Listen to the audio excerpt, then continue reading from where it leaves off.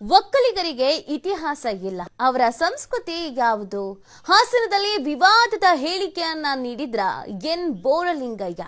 ಕುರುಬರಿಗೆ ಕನಕದಾಸರು ಇದ್ದಾರೆ, ವೀರಶೈವರಿಗೆ ಬಸವಣ್ಣ ಇದ್ದಾರೆ. ಜಾತಿಯಲ್ಲಿ ವೀರಶೈವರು ಬಿಟ್ರೆ ನಂತರ ಬರೋದು ಒಕ್ಕಲಿಗರು. ಒಕ್ಕಲಿಗರ ಮುದ್ದಣ್ಣನ ಹೆಸರಲ್ಲಿ 20 ವಚನ ಬರೆದಿರೋದು ಬೇರೆಯವರು ಇರಬೇಕು ಅಂತ ವಿವಾದಾತ್ಮಕ ಹೇಳಿಕೆಯನ್ನ ಕೊಟ್ಟಿದ್ದಾರೆ. ಹಾಗಾದ್ರೆ ಒಕ್ಕಲಿಗರಿಗೆ ಇತಿಹಾಸ ಯಾವುದು, ಸಂಸ್ಕೃತಿ ಯಾವುದು ಅನ್ನೋದೇ ಪ್ರಶ್ನೆ ಅಂತಾನೂ ಹೇಳಿದ್ದಾರೆ. ಒಕ್ಕಲಿಗರ ಬಗ್ಗೆ ಕಸಾಪ ಸಮ್ಮೇಳನದಲ್ಲಿ ಸಮ್ಮೇಳನಾಧ್ಯಕ್ಷ ಬೋರಲಿಂಗಯ್ಯ ಈ ಹೇಳಿಕೆಯನ್ನ ಕೊಟ್ಟಿದ್ದಾರೆ. ಇದು ವಿವಾದಕ್ಕೆ ಕಾರಣವಾಗಿದೆ, ಒಕ್ಕಲಿಗರ ಕೆಂಗಣ್ಣಿಗೆ ಗುರಿಯಾಗ್ತಾ ಇದೆ. ಒಂದು ಸ್ಟೇಟ್ಮೆಂಟ್ ಇದೆಯಲ್ಲ, ಈ ಸ್ಟೇಟ್ಮೆಂಟ್ಗಳೇ ಸಾಕಷ್ಟು ವಿವಾದವನ್ನ ಹುಟ್ಟಿ ಹಾಕೋದು, ಅಸಮಾಧಾನಕ್ಕೆ ಕಾರಣ ಆಗೋದು. ಈಗ ಇವ್ರು ಮಾಡಿರೋದು ಕೂಡ ಅದೇ ಕೆಲಸವನ್ನ. ಮಾತನಾಡುವ ಬರದಲ್ಲಿ ಏನೇನೋ ಮಾತಾಡ್ಬಿಟ್ರೆ ಹೀಗಾಗತ್ತೆ. ಒಬ್ಬ ದಾಸಪಂಥದ ಹರಿದಾಸರಾಗಿ ಒಂದು ಹೆಸರು ಕೂಡ ನಮಗೆ ಸಿಗಲ್ಲ. ಅಲ್ಲೆಲ್ಲಿಯೋ ವಚನಕಾರರಲ್ಲಿ ಒಕ್ಕಲಿಗರ ಮುದ್ದಣ್ಣ ಅಂತ ಒಂದು ಹೆಸರು ಕೇಳಿ ಬರ್ತದೆ. ಅವನು 20-30 ವಚನಗಳನ್ನು ಬರೆದಿದ್ದಾನೆ. ಅವುಗಳನ್ನು ನಾನು ಓದಿ ನೋಡಿದೆ. ಅದನ್ನ ಯಾರು ಬೇಕಾದರೂ ಬರೀಬಹುದು, ಒಬ್ಬ ಒಕ್ಕಲಿಗರೇ ಬರೀಬೇಕಾಗಿಲ್ಲ. ಆಗ ನನಗನ್ನಿಸ್ತು, ಒಕ್ಕಲಿಗರ ಮುದ್ದಣ್ಣನ ಹೆಸರಿನಲ್ಲಿ ಯಾರೋ ಒಬ್ಬರು ಬರೆದು ಆ ಹೆಸರು ಹಾಕ್ಬಿಟ್ಟಿದ್ದಾರೆ ಅಂತ. ಅದು ಹಾಗಿರ್ಲಿ.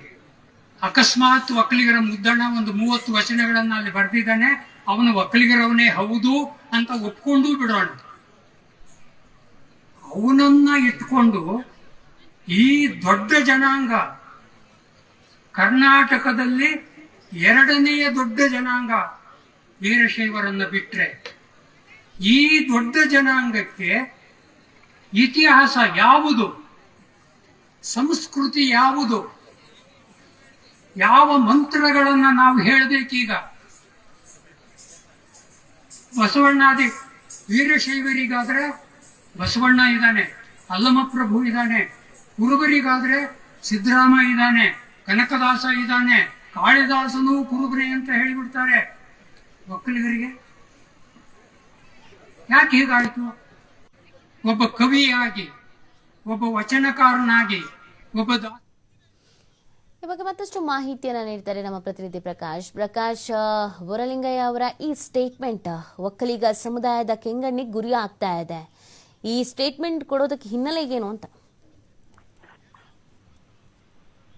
ನೀತಿ, ಹಾಸನ ಜಿಲ್ಲೆ ಚನ್ನರಾಯಪಟ್ಟಣ ತಾಲೂಕಿನ ಕಲ್ಕೆರೆ ಗ್ರಾಮದಲ್ಲಿ ಸಾಹಿತ್ಯ ಪರಿಷತ್ನ ಕಾರ್ಯಕ್ರಮದ ವೇದಿಕೆಯಲ್ಲಿ ಕೂಡ ಸಮ್ಮೇಳನ ಅಧ್ಯಕ್ಷರಾದಂತಹ ಎನ್ ಬೋರಲಿಂಗಯ್ಯರವರು ವೇದಿಕೆಯಲ್ಲಿ ಒಂದು ಹೇಳಿಕೆಯನ್ನು ಕೊಟ್ಟಿರುವಂತದ್ದು. ಈ ಹೇಳಿಕೆ ಸಾಕಷ್ಟು ಚನ್ನರಾಯಪಟ್ಟಣ ಮತ್ತೆ ಹಾಸನ ಜಿಲ್ಲೆಯಲ್ಲಿ ಸಾಕಷ್ಟು ಚರ್ಚೆಗೆ ಗ್ರಾಸವಾಗಿರ್ತಕ್ಕಂಥದ್ದು. ಯಾಕಂತಂದ್ರೆ ಒಕ್ಕಲಿಗರಿಗೆ ಇತಿಹಾಸ ಇಲ್ಲ, ಅವರ ಸಂಸ್ಕೃತಿ ಯಾವುದು ಎಂಬುವ ಪ್ರಶ್ನೆಯನ್ನು ಕೂಡ ಈಗಾಗಲೇ ಸಮ್ಮೇಳನ ಅಧ್ಯಕ್ಷರು ಮಾಡಿರುವಂತದ್ದು. ಒಕ್ಕಲಿಗರ ಮುದ್ದಣ್ಣ ಅಂತ ಎಲ್ಲರೂ ಹೆಸರು ಕೇಳಿರಬಹುದು.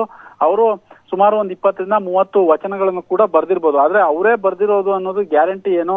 ಅವರೇ ಹೆಸರು ಹೇಳಿ ಬೇರೆ ಯಾರಾದ್ರೂ ಬರ್ದಿದ್ದಾರಾ? ಹಾಗಾಗಿ ಅವರ ವಚನಗಳನ್ನ ಕೂಡ ನಾನು ಓದಿದ್ದೇನೆ. ಇಂತಹ ಸಂದರ್ಭದಲ್ಲಿ ಈಗ ಉದಾಹರಣೆಗೆ ಈಗ ಕುರುಬ ಸಮುದಾಯದವರಿಗೆ ಕನಕದಾಸರಿದ್ದಾರೆ, ಸಿದ್ದರಾಮ ಇದ್ದಾರೆ, ವೀರಶೈವರಿಗೆ ಬಸವಣ್ಣ ಇದ್ದಾರೆ, ಜೊತೆಗೆ ಈ ಒಂದೊಂದು ಸಮುದಾಯಕ್ಕೆ ಒಬ್ಬೊಬ್ರು ಇದ್ದಾರೆ. ಆದ್ರೆ ಒಕ್ಕಲಿಗರಿಗೆ ಯಾರಿದ್ದಾರೆ ಅನ್ನುವ ಪ್ರಶ್ನೆಯನ್ನು ಕೂಡ ಮಾಡಿರುವಂತದ್ದು.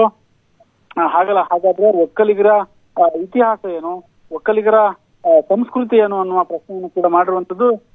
ಈ ಸಂದರ್ಭದಲ್ಲಿ ಆ ವೇದಿಕೆಯಲ್ಲಿ ಮಾತನಾಡ್ತಿರುವಂತಹ ಸಂದರ್ಭದಲ್ಲಿ ಸಮ್ಮೇಳನ ಅಧ್ಯಕ್ಷರು ಎನ್ ಬೋರಲಿಂಗಯ್ಯ ಕೂಡ ಹೇಳಿರುವಂತದ್ದು.